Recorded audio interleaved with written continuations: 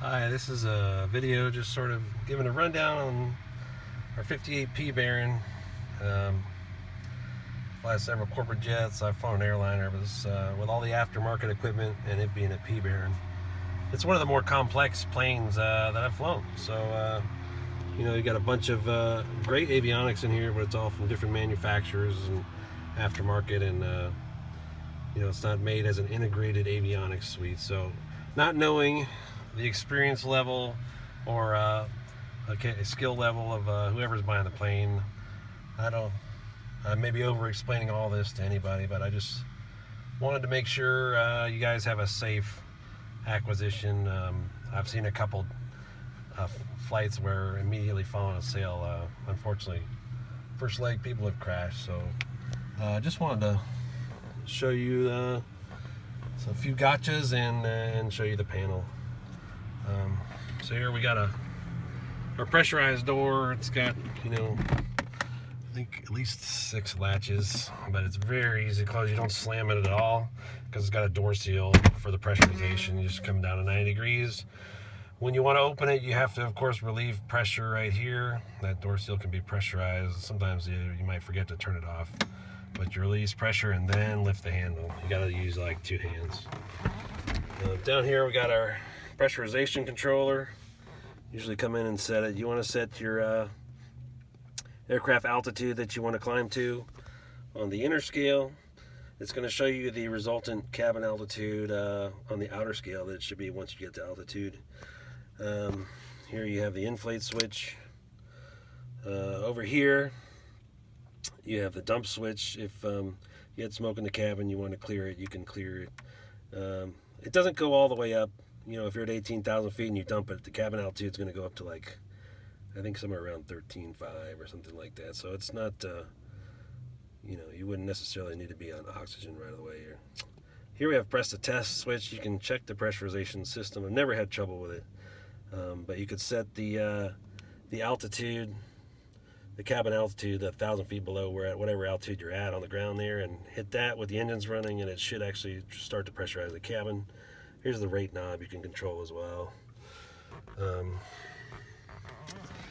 Over here we have the Collins 41 autopilot. It's got the mode enunciator and the altitude pre-select right above it.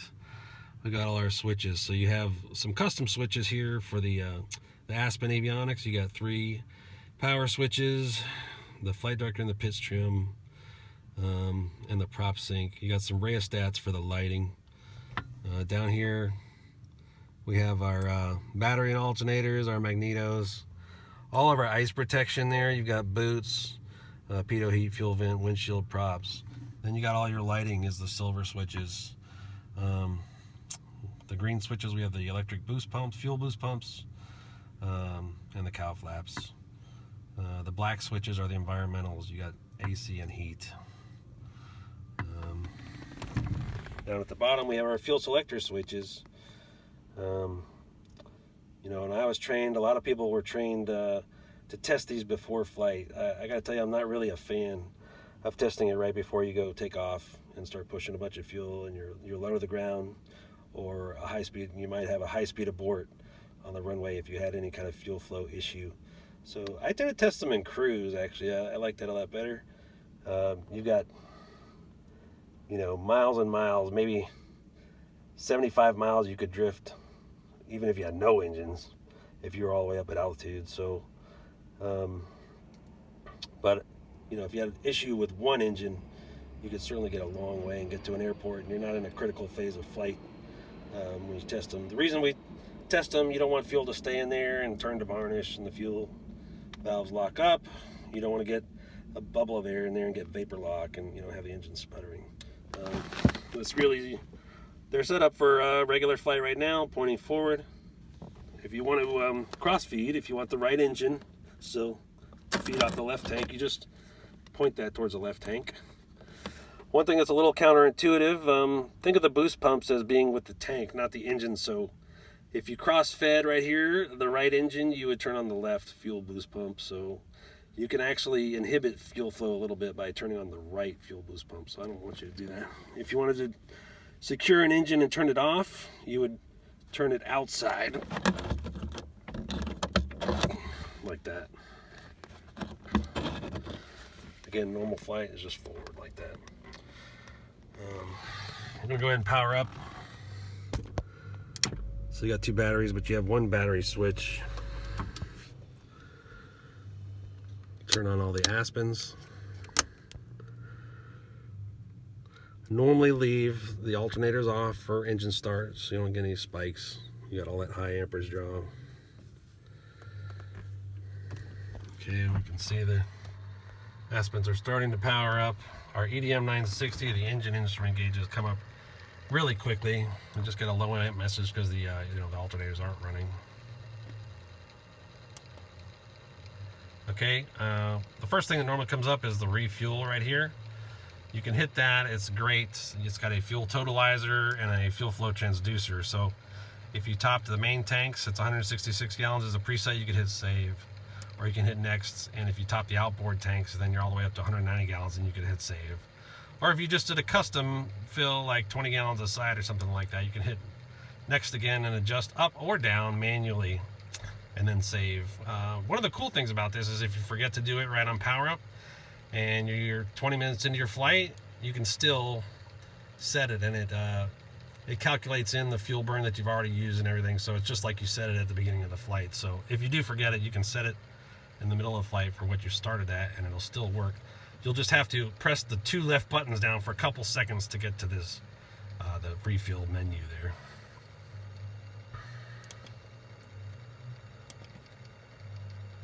So it shows how much fuel's in the tank. Now this is sort of the normal screen. It's got step modes. You can check each cylinder. You can see the box moving by cylinder. You can check the EGT, the CHT. You can see the CHTs in white, the EGTs, the little scales will come up in dark blue, and then the turbine inlet temperature for the turbos is going to be in light blue. The limitations are 1650 degrees for the turbine, for the turbo. Okay, and a lot of times when they teach you how to enrich and or lean, you're looking at that TIT, turbine inlet temperature. You want to be at least 50 degrees rich of peak. I run it even more rich of peak, like 100 degrees rich of peak. Certainly that's technique, and people have a lot of different opinions on how you run the engines. But one of the main things I look at is cylinder head and temperatures. Beechcraft says the normal operating temperatures, you want to keep it between 350 degrees and 400 degrees Celsius. Obviously, somewhere right in the middle there is the sweet spot. The turbocharged engines are going to run hotter than normally aspirated, and the Millennium cylinders on the lift engine seem to, for whatever reason with the metallurgy, it runs a little warmer than the right engine. So I usually push a little extra fuel to the left engine. Here we have the 3 Aspens are booting up. You can see press knob to accept. We'll do that. We'll turn on the avionics master as well. That'll bring up the Garmin's. This thing is really capable. The 3 Aspens are great for redundancy.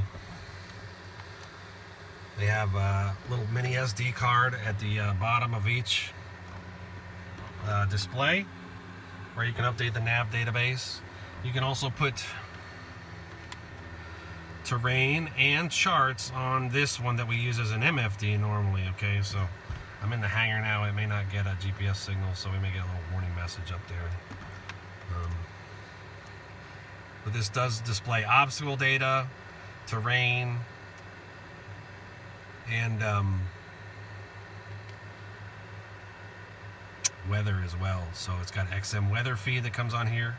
You get active traffic from the Ryan TCAD system, so it actually interrogates and receives a signal from other transponders of planes that are flying around you, which is nice.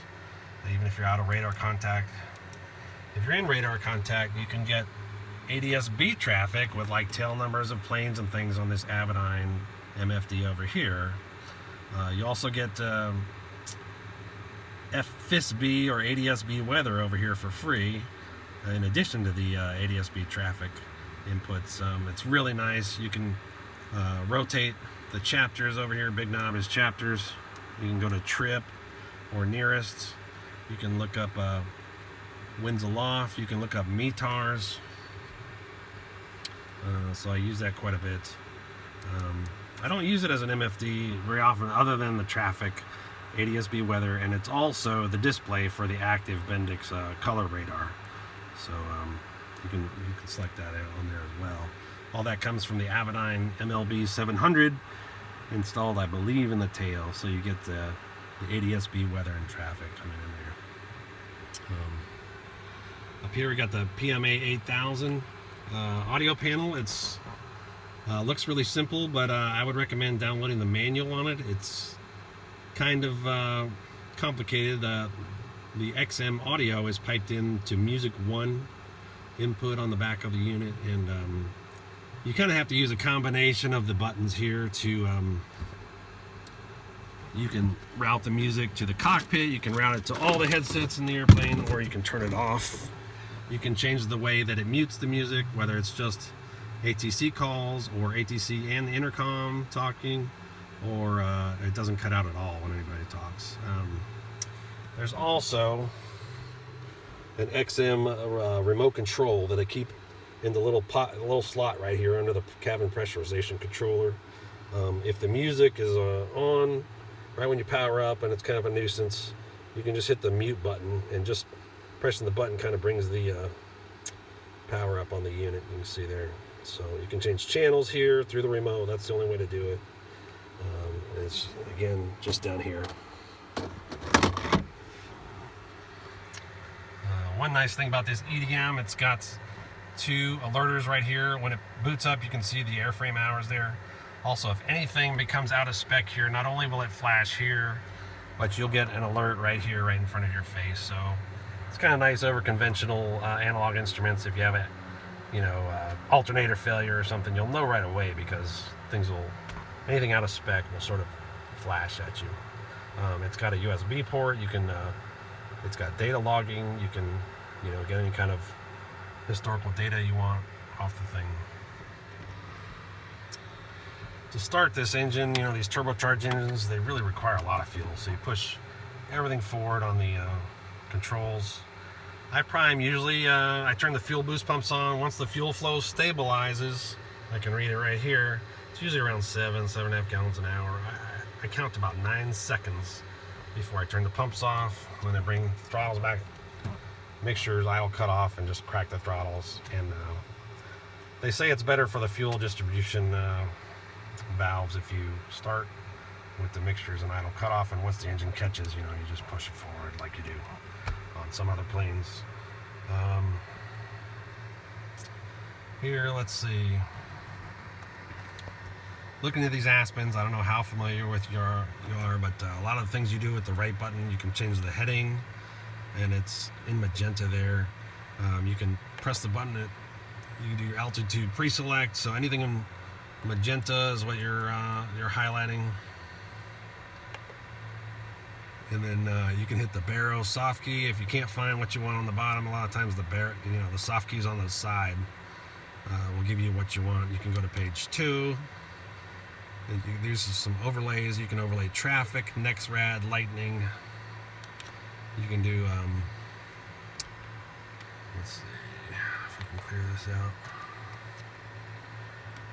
You can do like an IFR map on this one. You could do a VFR map.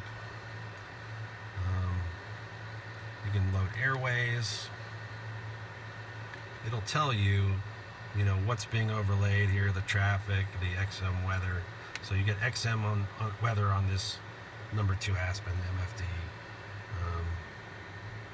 If you can't find what you want on the bottom knobs or the soft keys, a lot of times you can hit menu. You can do things like adjust the brightness or check the database cycle and see if it's up to date, or look for the radio ID if you need the XM radio ID for the subscription. Anything in cyan is usually selectable, other than the little traffic dots you can see moving there, the active traffic. But you can change the heading, the Baro, the altitude. You can change the speed with the bottom left knob. Usually I come in and you can see here the altitude pre-select wants a barometric input. So This is all just one knob. You kind of rotate it to change the value. You push it, this is like enter. Okay, once it's set, you push it one more time, it stops flashing. Then you can go over here to select. There's your altitude pre-select. Push it. You can see the characters lighting up. Always want to set your altitude pre-select both here for the autopilot to capture, and then here on the Aspen, so you get the altitude chime, alert chimes when you're 1,000 feet away, 300 feet away. This Collins 41, you know, it's a legacy autopilot. It's a little bit older system. You almost do everything in heading mode and either attitude mode or altitude select. Okay, that's going to capture altitude you're at.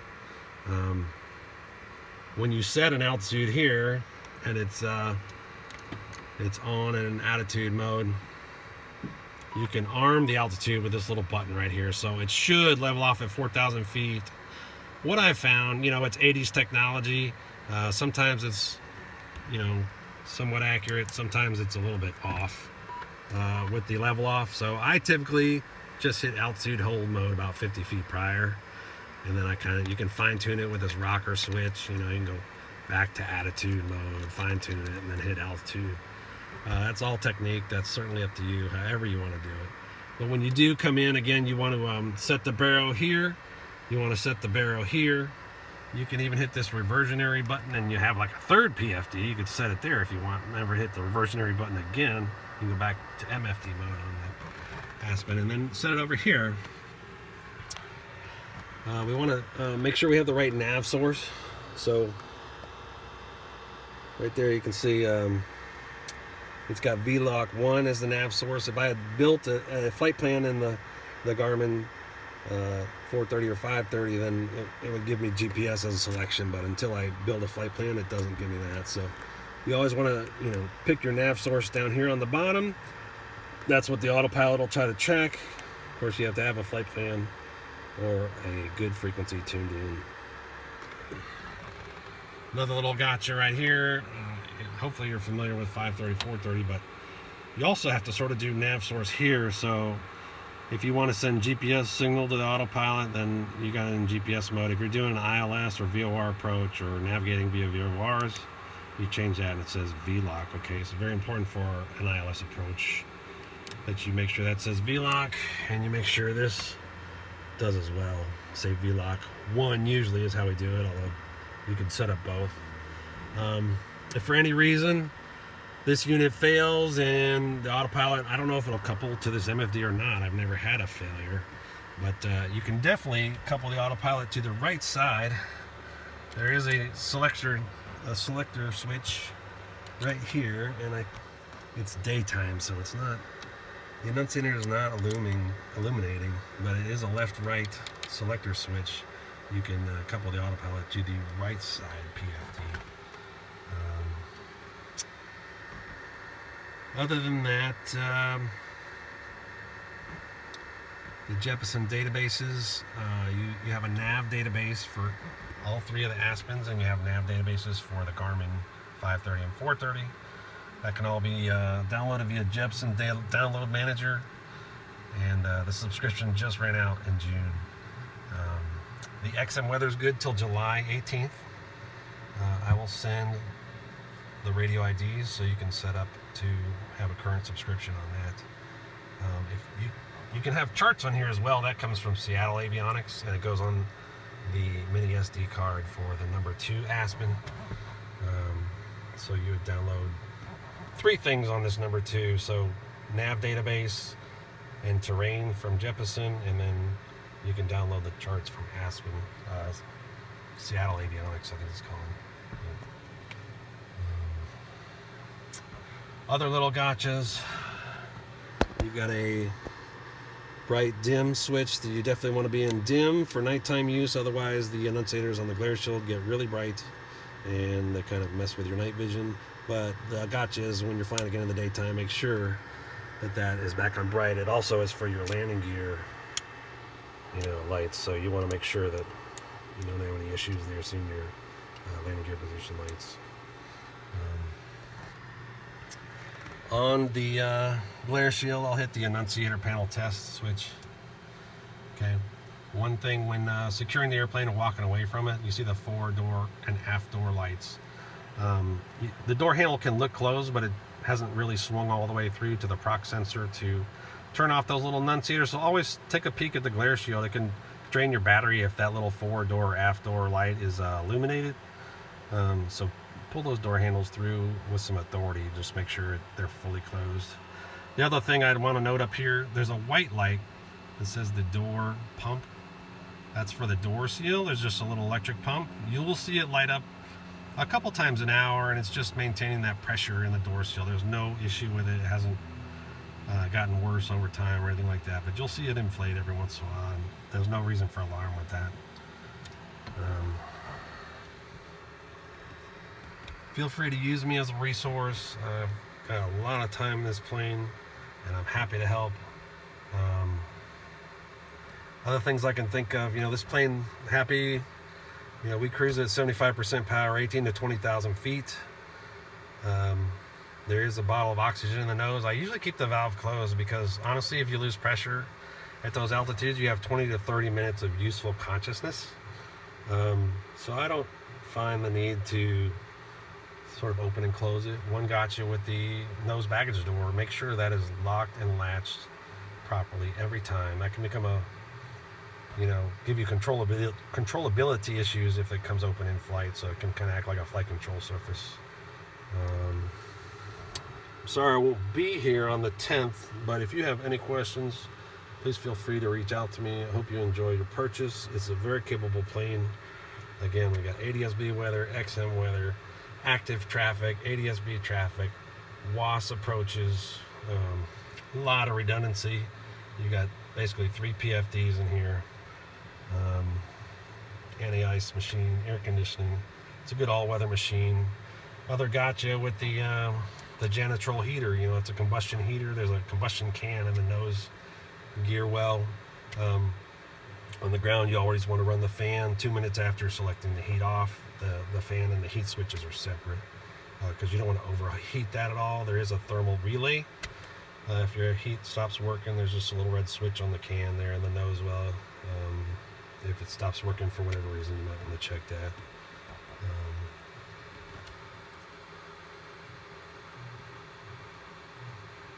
That's all I can think of at this time. Just these turbocharged engines.